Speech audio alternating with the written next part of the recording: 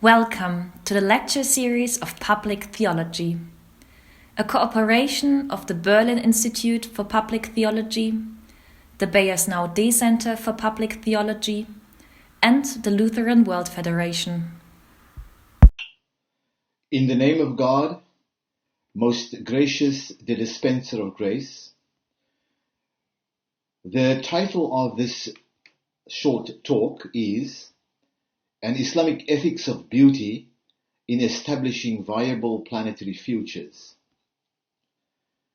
I start by suggesting that Islam has a powerful ethical tradition from which flow a public process and expressions of justice, mercy, and dignity. Islam has over many centuries firmly established a rich ethical resource base that guides human endeavor. Its ethical tradition is characterized by mercy, forgiveness, love, and compassion. And ethics of beauty and dignity are the cornerstones and bedrock of its claim on moral virtue and its place and contributions in the world. Beauty, in Arabic ihsan, and dignity, in Arabic karama, are some of the higher order defining qualities of the Islamic faith tradition.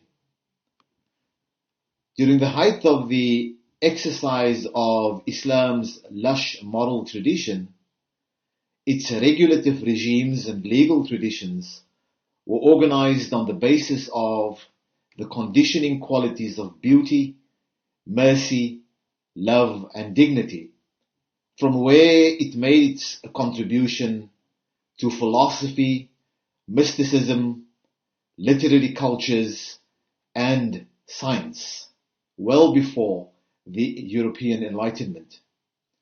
The Islamicate legacy has provided the world an enormously creative art and architectural tradition that stretched from Baghdad to Andalusia, to the Ottoman Empire, Mughal India, Safavid Persia, Turkic China, and to the coasts of East, West, North, and South Africa.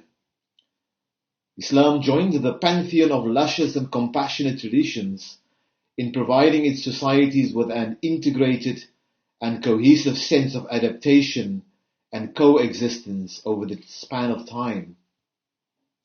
Islamic societies adapted its structures, institutions, to the vicissitudes and challenges associated with changes caused by various forms of dislocation in specific times and places, at specific historical moments, whether these were caused by famine, war, expansionism, urbanization, changing demographic patterns, responses to weather, climate, and geography. Islam's ethical and moral coordinates have always been invested, at sometimes more visible and stronger than at other times, in the drama of human existence, survival, and adaptation. Like with many other faith and non-faith traditions, the ethical foundations of Islam have undergone decisive renovation, especially in the encounter with colonial modernity from the late 17th into the 18th century.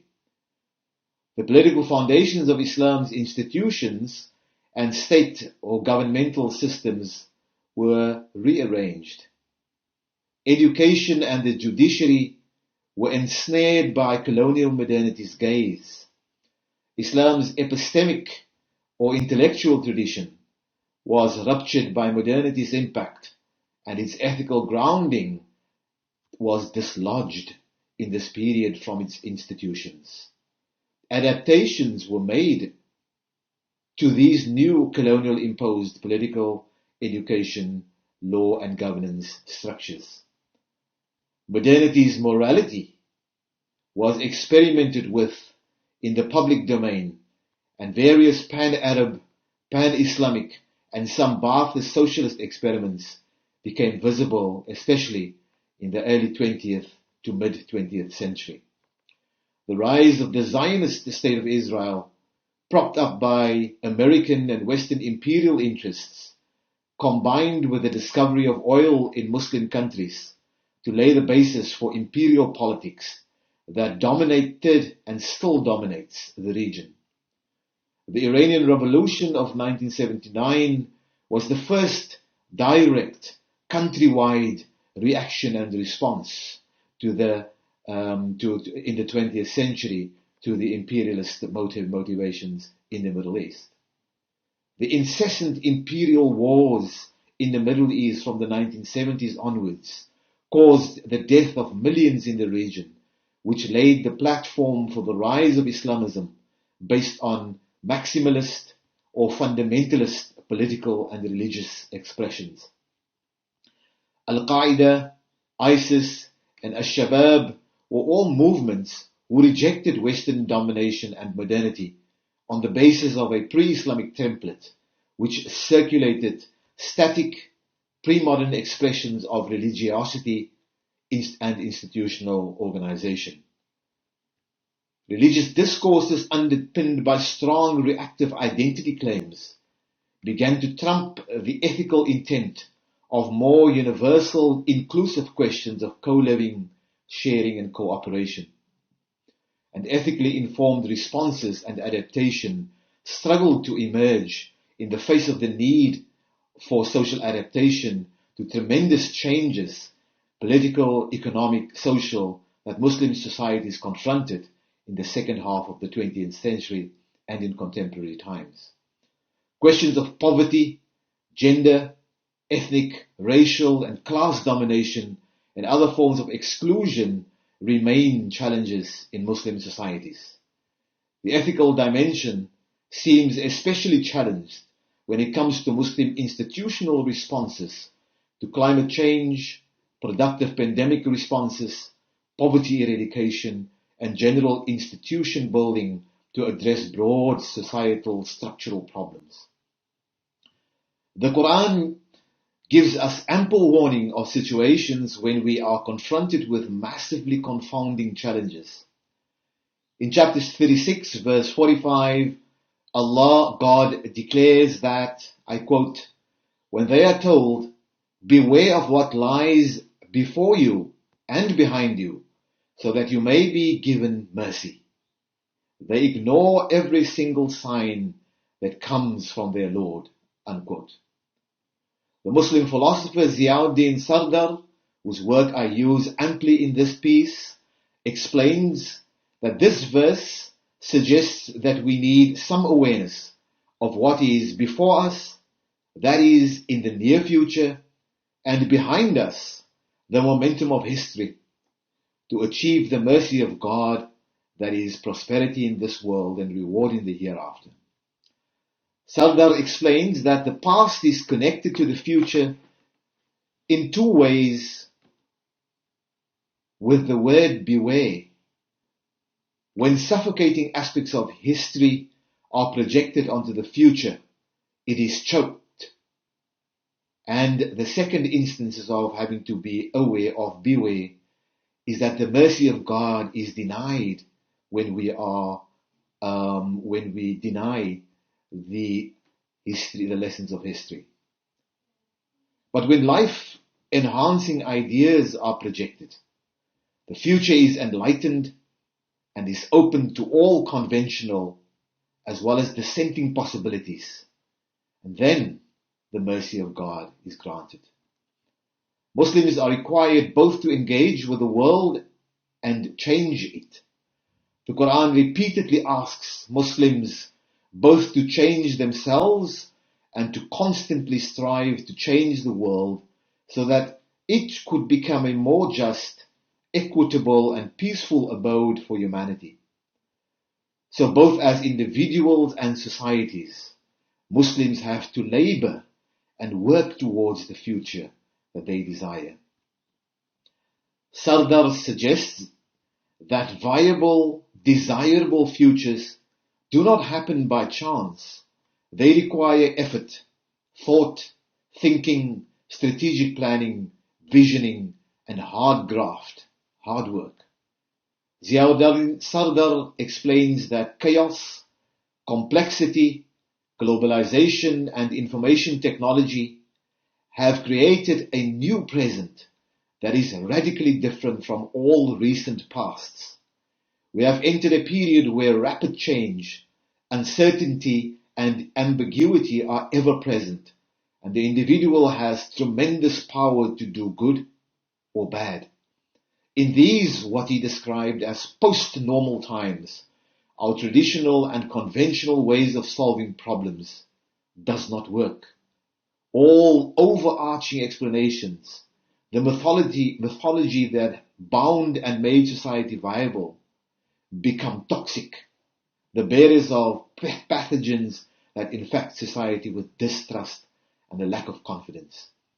In such post-normal times, we know we have abilities, but not necessarily the systemic, ethical, and organizational capacity to translate our abilities into providing sustainable solutions to endemic and interrelated problems. In normal times, uncertainties are small and manageable, but in post-normal times, uncertainty takes center stage, since everything is connected, complex and chaotic, and changing rapidly. Nothing can actually be described with any certainty. This is quite evident that historical examples of Islam's success and failures struggle for relevance in these post-normal times. And so we need an Islamic ethical perspective that is fit for our current complex times. Such a perspective would take the interconnections in our globalized world into consideration. Islam would thus be open to developing an inclusive worldview that promotes equality and plurality at all levels of society, and that brings Muslims and non-Muslims together to work for a sustainable world and viable futures for all. In such a way, Ziauddin Sardar argues, the emphasis would be on human rights, equal opportunities for women, freedom of conscience, the right to dissent, criticism and counter-criticism, mutuality, respect for other religions, and universality. Let me bring such a perspective home to more localized conditions and challenges. Communities are confronted with political infractions and seemingly intractable challenges on a daily basis. The challenge is for all faith and non-faith traditions to develop in alliance with each other ethically informed social responses to mitigate the impact of complex challenges and help in the quest to establish sustainable planetary existences into the future. Such a quest should be based on fidelity to science, sharing of resources, addressing poverty alleviation, and bearing witness to God's justice in our ethical conduct. This is particularly important on the terrain of gender justice, where we are confronted with the need to participate in ongoing struggles against patriarchy and gender oppression. We have to offer readings and interpretations of our sacred texts that respond to the ethical prerequisite to accord justice to those who are oppressed among us, women, the poor, and the marginal, what is called in the Quran the Masakeen.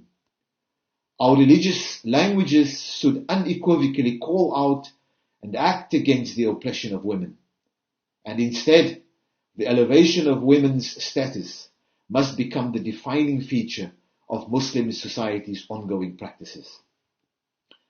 A second example for ongoing ethical struggle is in the realm of engagement with digital technology. This is an urgent task.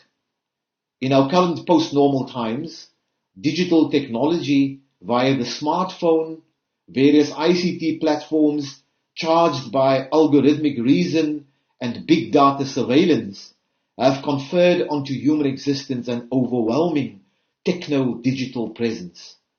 The smartphone has become an extension of our body. Social media presence has defined our self-image, and interpersonal communication and everyday existence is impacted by the digital. Religious discourse has lagged in the response to guide and inform ethical behavior, with respect to our immersion in the technological and our digitally framed existences. This is an area of enormous rethinking, reimagination, and the animation of the ethical.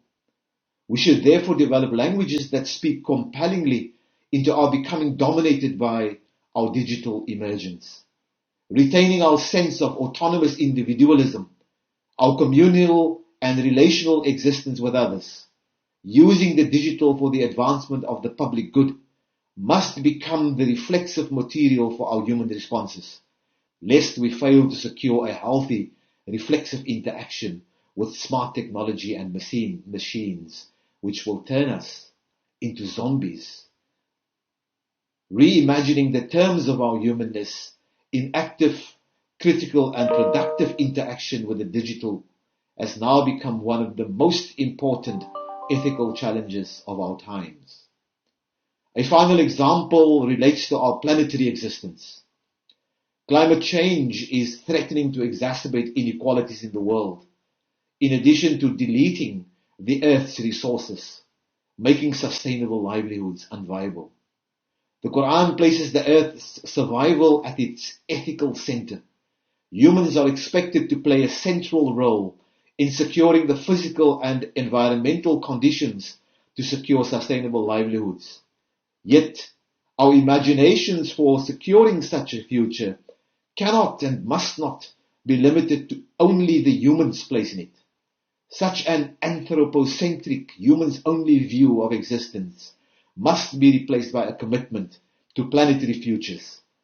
This involves all animate and inanimate dimensions, living and non-living organisms that exist on this planet, animals, plants, forests, humans, the Earth's geography, and sea life. Human egocentrism must be overcome. In its place, we must imagine our planetary existences as involving in equal measure all the life dimensions and all the life forms of our planetary life. This is where an ethical tradition of beauty, the example offered by Islam and other living ethical traditions, must align at its most beautiful and compelling. This is where we require ihsan, a commitment to God's beauty, excellence, and goodness, as we come together to confront the challenges of sustainable planetary futures. This requires joined-up activism among all people, what the Quran calls amal salihat, which means productive, righteous, ethically informed everyday practices and activism. A reimagined vision of just living is at the core of such a perspective. Thank you very much.